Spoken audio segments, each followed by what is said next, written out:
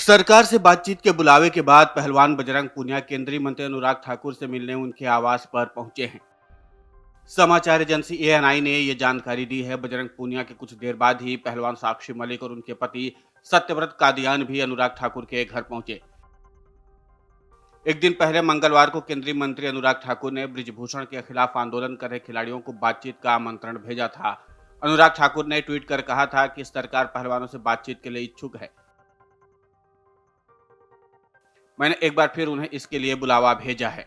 बातचीत के लिए पहुंचने से पहले आंदोलन में शामिल पहलवान साक्षी मलिक ने एएनआई से फोन पर बातचीत की थी, जिसमें उन्होंने कहा था कि सभी के सहमति के बाद ही सरकार के प्रस्ताव पर फैसला होगा। प्रदर्शन खत्म करने को लेकर के उन्होंने कहा था, हम सरकार को सुनेंगे, ऐसा नहीं होगा। हम सरकार की किसी बात को मान ले और अपना धरना समाप्त कर दें। इससे पहले 3 जून को आंदोलन कर रहे पहलवानों की केंद्रीय गृह मंत्री अमित शाह के साथ मुलाकात हुई थी।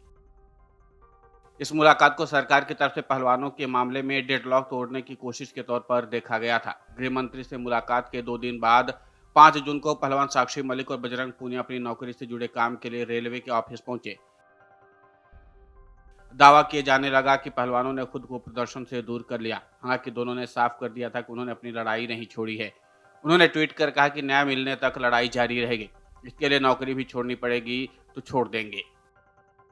अनुराग ठाकुर और पहलवानों के बीच बैठक में विनेश फोगाट की सहमति नहीं है। विनेश यहां बैठक में भी शामिल नहीं हुए। अमित शाह से मुलाकात के दिन भी विनेश नहीं थी। विनेश ब्रिजभूषण की गिरफ्तारी से कम में मानने को तैयार नहीं है।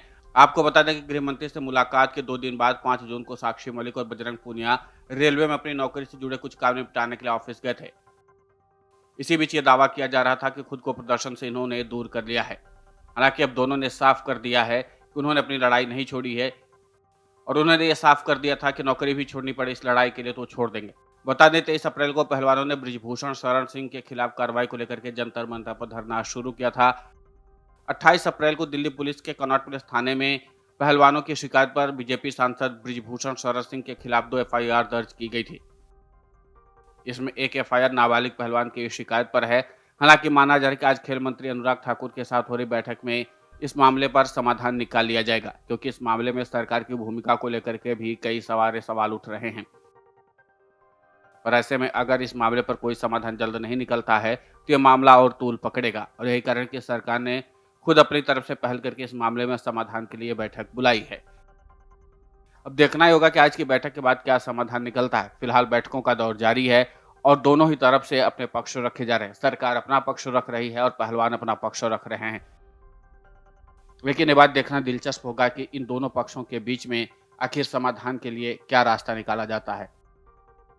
खासकर जैसे विनेश फोगाट ने खुद को इस मामले से अलग कर लिया है और माना जा रहा है कि उनकी सहमति के बिना ही ये बैठकें हो रही हैं। ऐसे में विनेश फोगाट को भी क्या सहमति के रास्ते पर लाया जा सकेगा, ये भी अपने आप में बड़ा सवाल है।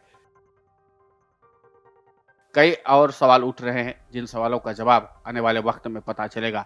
फिलहाल अनुराग ठाकुर के घर बैठक चल रही है और बैठकों से क्या समाधान निकलता है इसका इंतजार सभी को है।